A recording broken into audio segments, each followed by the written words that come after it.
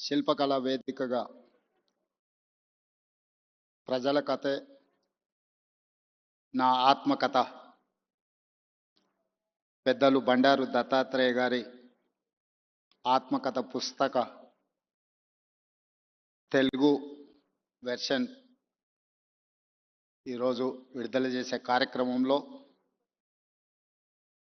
నాతో పాటు మాజీ రాష్ట్రపతి ఆంధ్రప్రదేశ్ ముఖ్యమంత్రి గారు, అదేవిధంగా ఆంధ్రప్రదేశ్ గవర్నర్ అబ్దుల్ నజీర్ గారు, ఒడిశా గవర్నర్ హరిబాబు గారు, అదేవిధంగా త్రిపుర గవర్నర్ ఇంద్రసేనారెడ్డి గారు, మన రాష్ట్ర గవర్నర్ పెద్దలు జిష్ణుదేవ్ వర్మ గారు, అదేవిధంగా కేంద్ర మంత్రి మిత్రులు జి కిషన్ రెడ్డి గారు, అదేవిధంగా భూపతిరాజు శ్రీనివాస్ వర్మ గారు, శాసన మండలి చైర్మన్ గుత్తా సుఖేందర్ రెడ్డి గారు, శాసనసభ చైర్మన్ గడ్డం ప్రసాద్ గారు, మిత్రులు ఆంధ్రప్రదేశ్ మంత్రివర్యులు సత్యకుమార్ గారు, తెలంగాణ రాష్ట్ర ఉప ముఖ్యమంత్రి వర్యులు మిత్రులు బట్టి విక్రమార్క గారు, మిత్రులు మంత్రివర్యులు పొంగులేటి శ్రీనివాస్ రెడ్డి గారు, పొన్నం ప్రభాకర్ గారు, పెద్దలు కేశవరావు గారు, వేదిక మీద ఉన్న చాలామంది భారతీయ జనతా పార్టీ నాయకులు, బండారు దత్తాత్రేయ గారి అభిమానులు, కుటుంబ సభ్యులందరికీ కూడా ఈ సందర్భంగా నా శుభాకాంక్షలు తెలియజేస్తున్నా. మిత్రులారా, ప్రజల కథే నా ఆత్మకథ.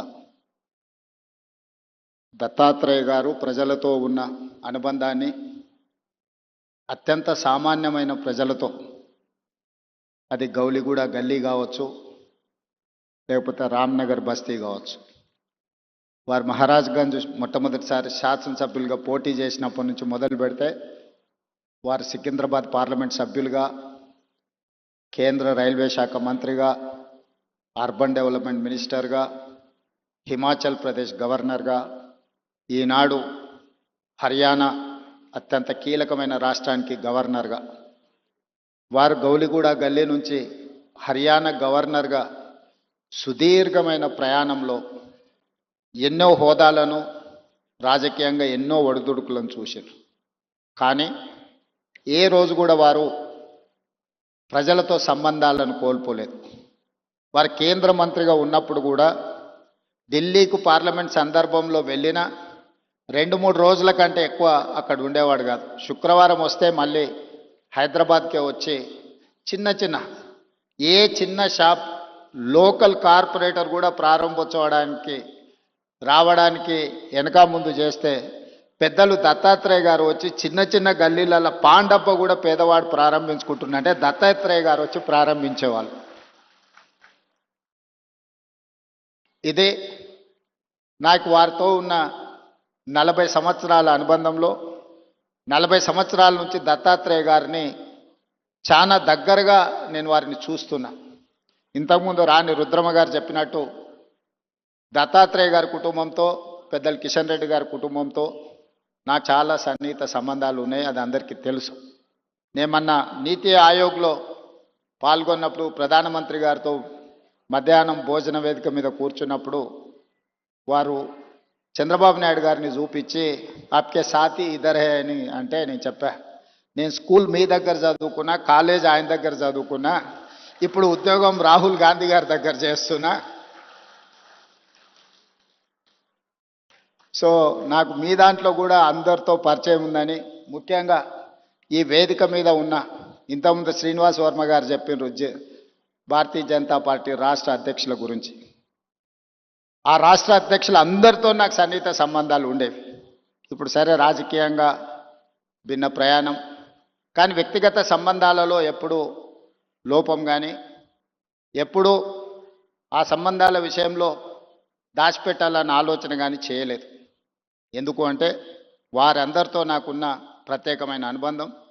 ఈరోజు తెలంగాణ రాష్ట్ర ముఖ్యమంత్రిగా మా మంత్రివర్గ విస్తరణ కార్యక్రమం ఉన్న మంత్రివర్గ విస్తరణ కార్యక్రమం చూసుకొని మంత్రివర్గ ప్రమాణ స్వీకారం చేసిన మా మంత్రులను కూడా మళ్ళీ రేపు కలుద్దాము. నాకు గవర్నర్ గారికి ఇద్దరికీ దత్తాత్రేయ గారి పుస్తకావిష్కరణ కార్యక్రమం ఉన్నది, అక్కడికి వెళ్ళాల్సిందే అని చెప్పి సరాసరి గవర్నర్ భవన్ నుంచి గవర్నర్ దత్తాత్రేయ గారి పుస్తకావిష్కరణకు రావడం జరిగింది. ఈరోజు రాజకీయాలలో ఒక్కసారి కార్పొరేటరు కౌన్సిలర్ అయితేనే వాళ్ళ జీవన శైలి విధానంలో చాలా మార్పు, ప్రజల సంబంధాలలో ఒక భిన్నత్వాన్ని ప్రదర్శించే పరిస్థితులు ఉన్నాయి. కానీ దత్తాత్రేయ గారిని చూసి నేర్చుకోవాలి. అజాతశత్రు అనే పదాన్ని మనం పుస్తకాలలోనే చదువుకుంటాం, కానీ బండారు దత్తాత్రేయ గారిని చూసినప్పుడు ఆ పదము 100% వారికి సరిపోతుంది. జాతీయ రాజకీయాలలో అటల్ బిహారీ వాజ్పేయి గారికి ఉన్న గౌరవం రాష్ట్ర స్థాయి రాజకీయాలలో బండారు దత్తాత్రేయ గారికి ఉంది అని చెప్పి మనం ఈరోజు గుర్తు చేసుకోవచ్చు. అటల్ బిహారీ వాజ్పేయి గారు ప్రతిపక్షంలో ఉన్న, ప్రధానమంత్రిగా ఉన్న, పార్లమెంట్ సభ్యుడిగా ఉన్న, ఎన్నికల్లో ఓడిపోయినప్పుడు కూడా అటల్ బిహారీ వాజ్పేయి గారి గౌరవం ఎప్పుడూ తగ్గలేదు. పదవులతో వారి గౌరవం పెరగడం, పదవి లేకపోతే వారి గౌరవం తగ్గడం ఏమాత్రం లేదు అని అటల్ బిహారీ వాజ్పేయి గారిని మనం ఏ విధంగా అయితే అనుకుంటామో అదే విధమైన పోలిక పెద్దలు బండారు దత్తాత్రేయ గారికి ఉన్నది. వారు పార్లమెంట్ సభ్యుడిగా ఉన్నా లేకపోయినా, కేంద్ర మంత్రిగా ఉన్నా లేకపోయినా, గవర్నర్గా ఉన్నా లేకపోయినా, ఈ తెలంగాణ రాష్ట్రంలో ముఖ్యంగా ఈ జంట నగరాలలో బండారు దత్తాత్రేయ గారిని గౌరవించని రాజకీయ నాయకుడే లేడు, ఏ పార్టీ అయినా అయి ఉండొచ్చు. అదేవిధంగా అలాయ్ బలాయ్ కార్యక్రమం తెలంగాణ రాష్ట్ర సాధనలో కీలక పాత్ర పోషించింది. నాకు తెలిసి 19 సంవత్సరాల నుంచి బండారు దత్తాత్రేయ గారు నిర్వహించే అలాయ్ బలాయ్ కార్యక్రమం తెలంగాణ ఉద్యమానికి ఒక స్ఫూర్తిగా పనిచేసింది. రాజకీయాలలో ఇతర అంశాలలో భిన్నాభిప్రాయాలు ఉండేవాళ్ళు ఒక వేదిక మీదకి ఎప్పుడైనా అరుదుగా కనిపిస్తారంటే అది దత్తాత్రేయ గారు నిర్వహించే అలాయ్ బలాయ్ కార్యక్రమంలో కనిపించేది. ఈరోజు వారి పుస్తకావిష్కరణలో ఈరోజు ఇంతమంది గవర్నర్లను ఒక వేదిక మీద నేను ఎప్పుడు చూడలే. ఈరోజు గవర్నర్స్ పరేడ్ లాగా ఉన్నది ఈ వేదిక. అంటే వ్యక్తిగతంగా వారితోనున్న అనుబంధంతోనే వీళ్ళందరూ ఇక్కడికి రావడం జరిగింది. తెలంగాణ రాష్ట్ర ప్రభుత్వంలో కాంగ్రెస్లో ఉన్న మంత్రివర్గం మొత్తం ఇక్కడనే ఉంది. మంత్రివర్గ సమావేశం నేను ఇక్కడనే పెట్టుకోవచ్చు అన్నట్టుగా ఉంది. ఎందుకంటే ఎవరు కూడా దత్తాత్రేయ గారిని భారతీయ జనతా పార్టీ నాయకుడనో లేకపోతే భారతీయ జనతా పార్టీ కార్యక్రమానికి పోతున్న భావన లేదు. ఒక మర్యాద కలిగిన రాజకీయ నాయకుడి కార్యక్రమానికి వెళ్తున్నామని చెప్పి ఈరోజు అందరి వేదిక మీద కనిపించడం జరిగింది. ఏది ఏమైనా వారి ఆత్మకథను, వారి జీవన శైలిని, విధానాన్ని నూతనంగా రాజకీయాలలోకి రావాలనుకున్న వాళ్ళు పరిశీలించవలసిన అవసరం ఉన్నది, నేర్చుకోవాల్సింది చాలా ఉన్నది. మేమందరం, నేనైతే మొదటి నుంచి వారిని దగ్గరగా గమనిస్తున్నా. హైదరాబాదులో పి జనార్దన్ రెడ్డి గారు, బండారు దత్తాత్రేయ గారు పేదల గుండెల్లో చిరస్థాయిగా ఉంటారు. ఎవరికి ఏ కష్టం వచ్చినా, ఎవరికి ఏ బాధ ఉన్నా అది తీరుతుందో తీరదో తెలియదు, కానీ కష్టం వచ్చినప్పుడు వాళ్ళకు గుర్తొచ్చే నాయకులు ఇద్దరి జంట నగరాలలో, ఒకరి పి జనార్దన్ రెడ్డి అయితే, రెండు బండారు దత్తాత్రేయ గారు.